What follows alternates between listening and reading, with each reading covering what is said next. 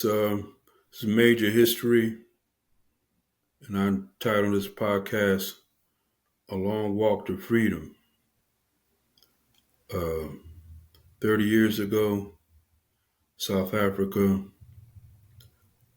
liberated itself from the oppressive apartheid regime that it suffered from so many decades. I remember the terrible Sharpsville massacre of 1960. Young students were protesting against the unfair, illegal, and unjust passport laws, where citizens of South Africa were required to carry internal passports on pain of arrest if they were to travel from one province to another. In other words, like here in Pennsylvania, they would issue a passport. And if you didn't have a passport in your possession, you couldn't travel to, say, New Jersey or to Delaware. So they were protesting against that, and many lost their lives in that protest in Charlottesville in 1960, which gave impetus and rise to the liberation movements. Were always was always in operation at that time, but it gave them further momentum, mobilized the population to seek freedom and to liberate themselves from this unfair and unjust system of apartheid. So 1994, 30 years ago, they removed the apartheid system and brought in a more democratic majority rule system, which is in place today. And they just recently had an election which will probably see major changes because South Africa has at the current time one of the highest unemployment rates in the world, around 30%. Nearly a third of the population is out of work.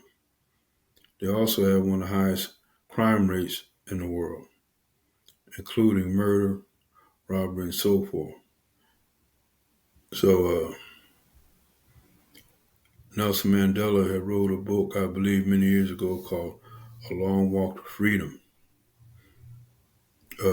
commemorating his incarceration of 27 years, Torres Robben Island, and subsequently liberation and ascendancy to presidency of South Africa.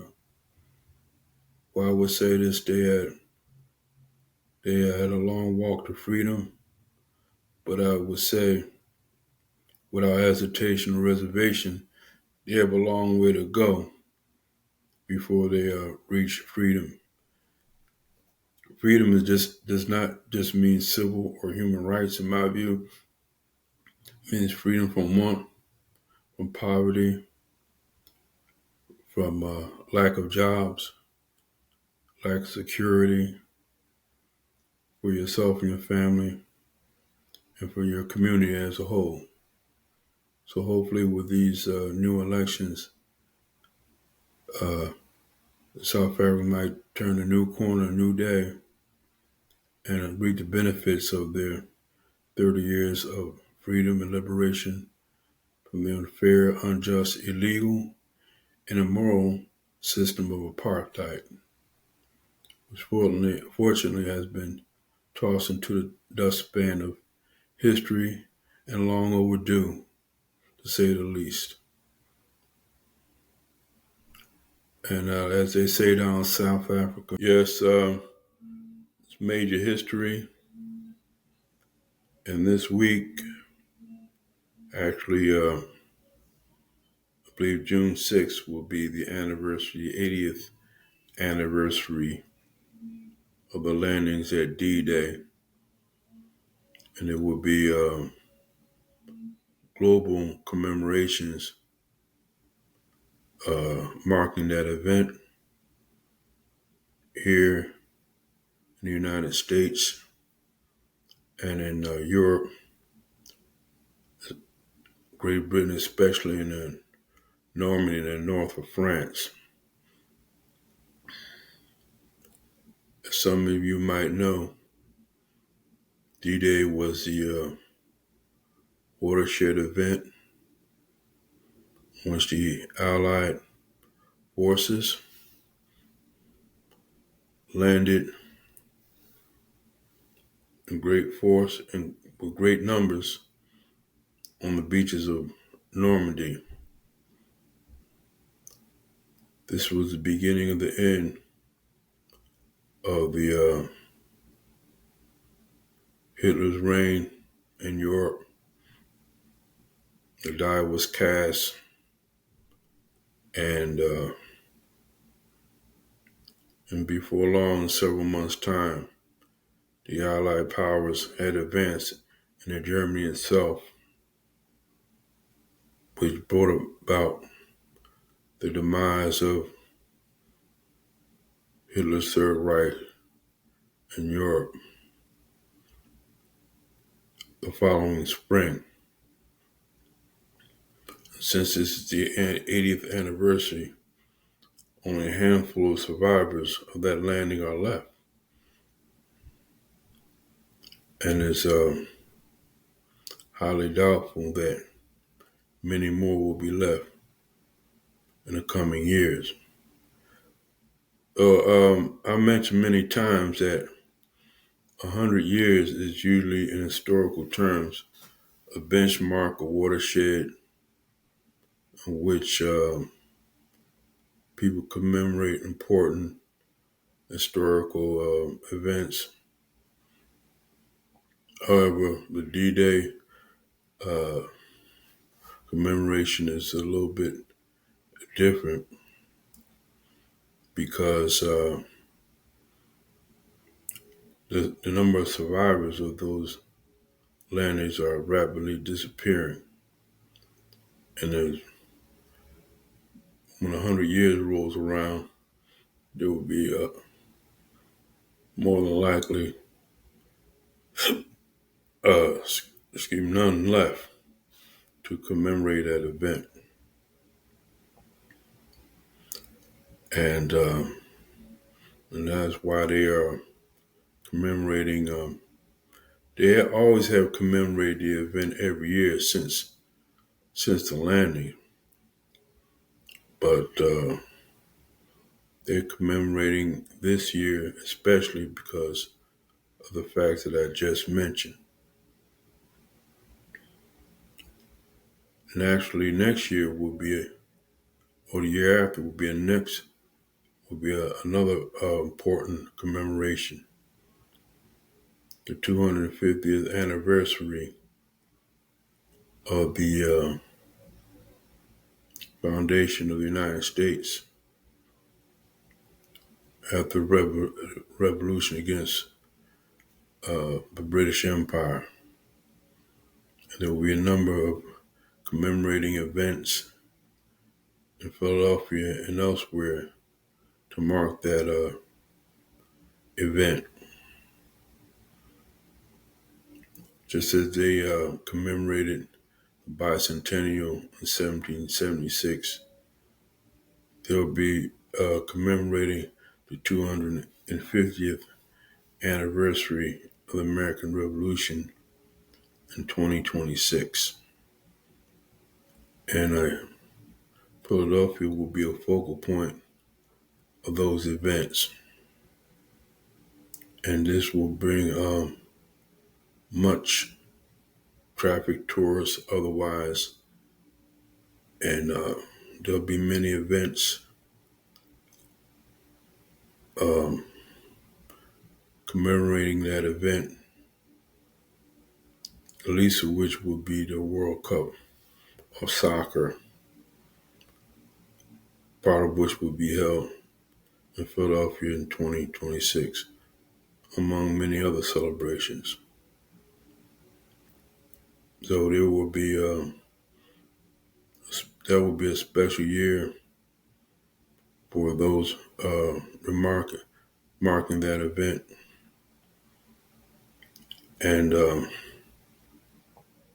Philadelphia will be the focus or one of the great centers of memorials and celebrations for 250th anniversary. And thank you. Major history, and I understand that the University of the Arts in Philadelphia will be closing its doors permanently as of the day. This decision to close uh, its facilities was very abrupt, uh, without little prior warning to either staff, faculty, and most of all the students. And I understand there will be some demonstrations today and protests because it was giving almost no prior indication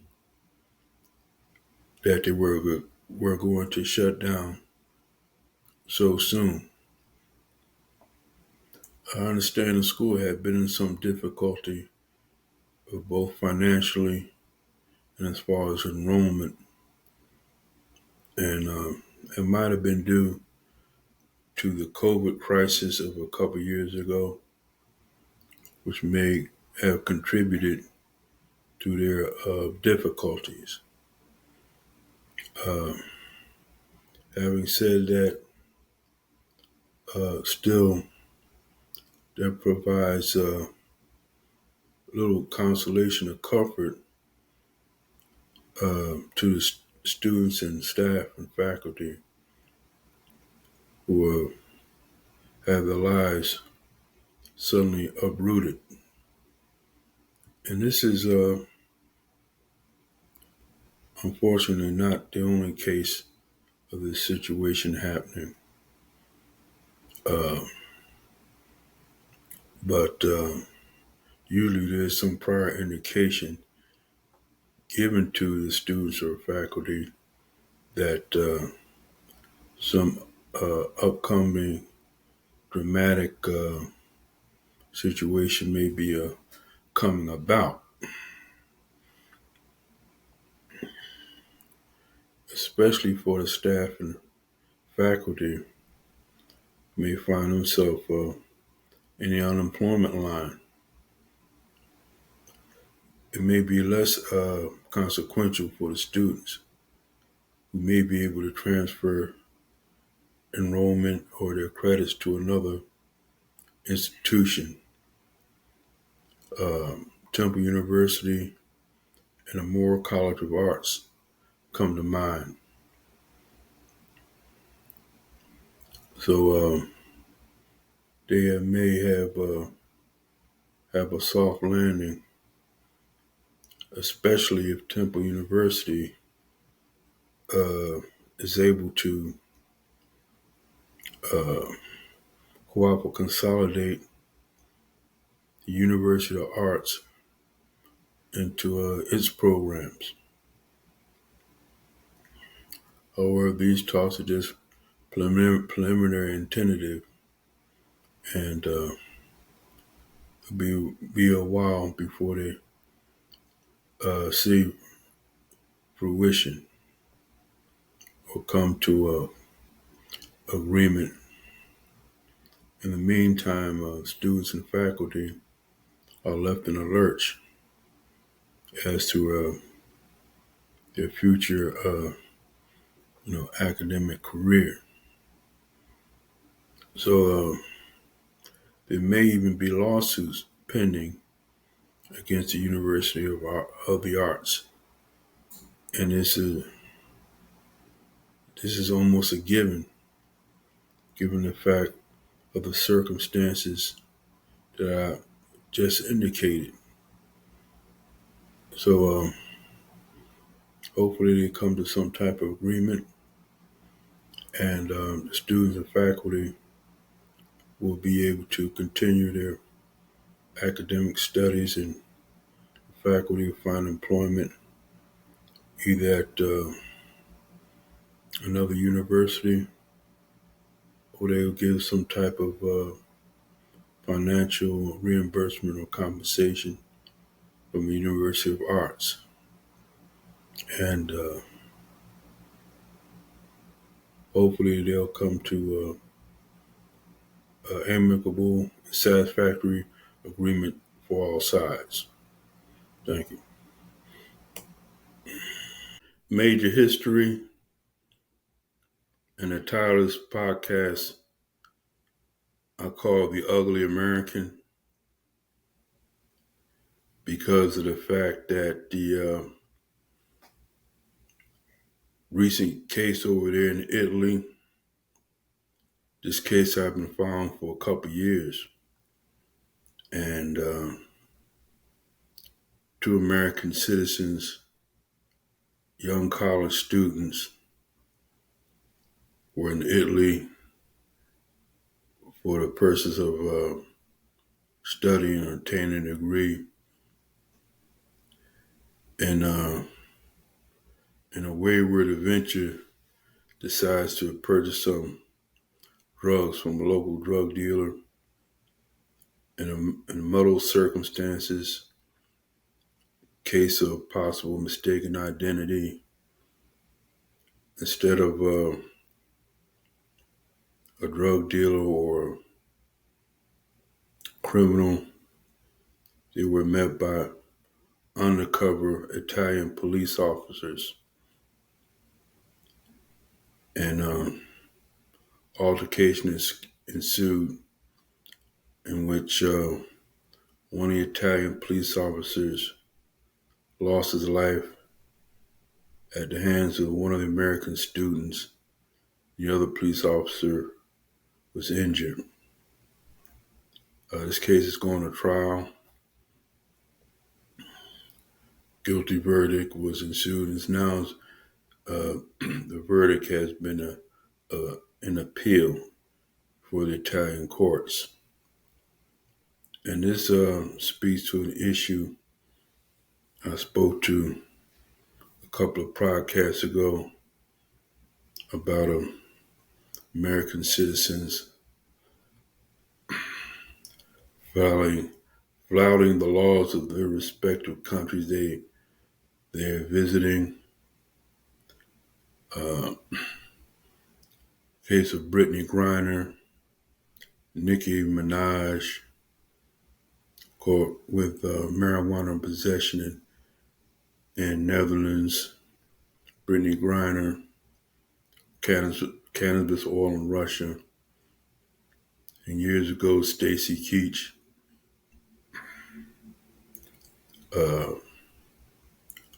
caught with cocaine in London, England, which he served some time. So they say, when in Rome, do as the Romans. Apparently, these American students were not doing that. Instead of obeying the laws of the country, they are involved in various illegal activities which they had no business engaging in, which cost the life of an Italian police officer.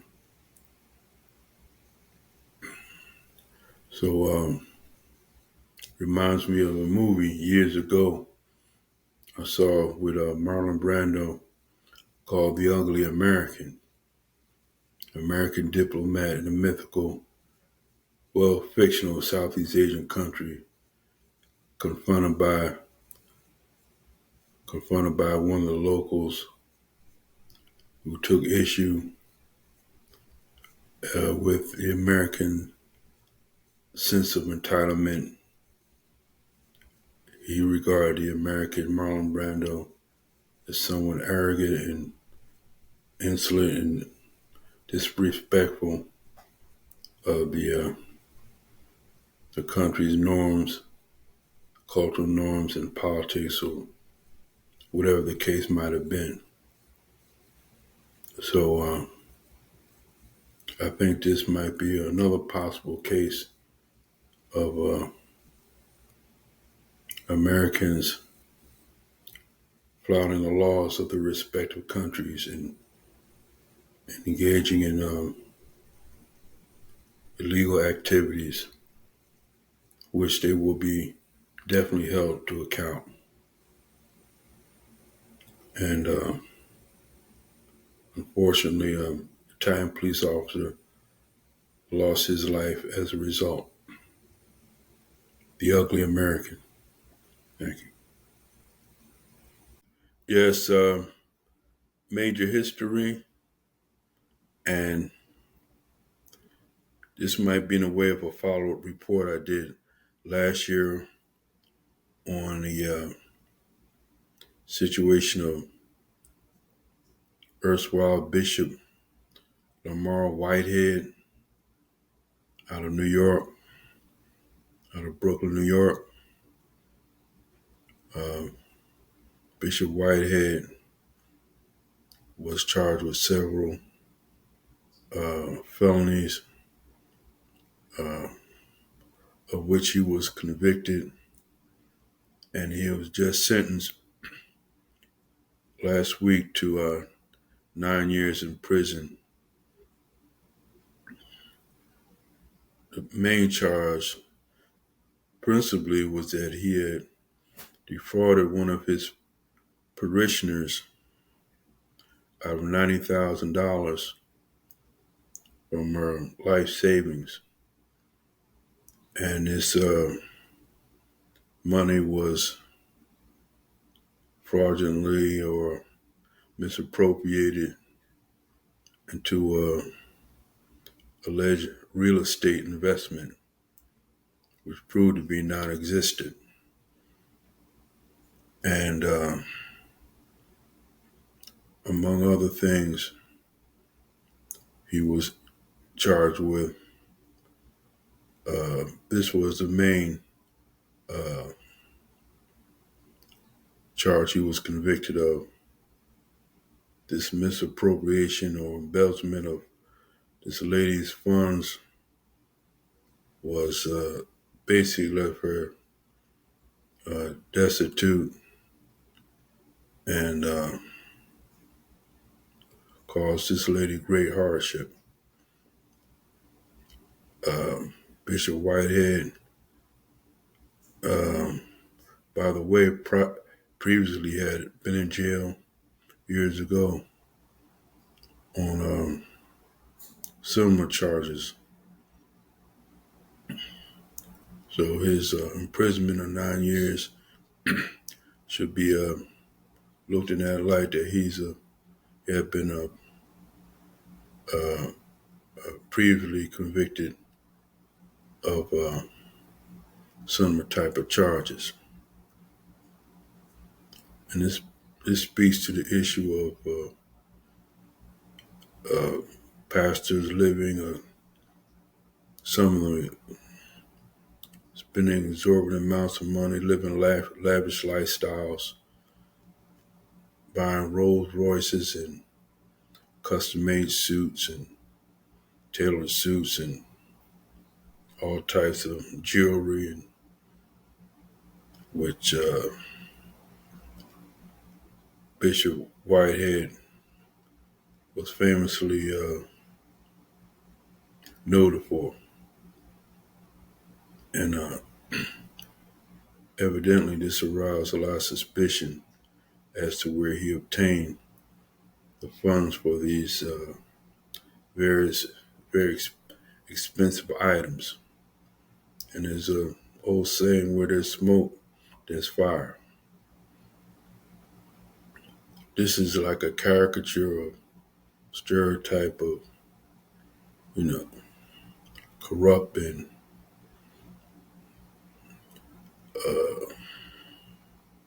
devious and conniving preachers and pastors. This was famously portrayed in a movie called Cotton Comes to Harlem, based on a book by Chester Himes. And the principal character is a Reverend Deke O'Malley, who was charged with misappropriating his parishioners' funds for alleged back to Africa expedition. And he was in the end exposed as a charlatan and a fraud. So this speaks to the issue that many of us have to be have to be alerted to of these wolves in sheep's clothing. And the Bible speaks also in Scripture. The devil is like a roaring lion going about seeking who he may devour. So Bishop Whitehead is now a reconvicted felon. And hopefully his victims will receive some justice in a way of restitution for their misappropriated funds, which he has been convicted of procuring for his ill-gotten gains. Thank you.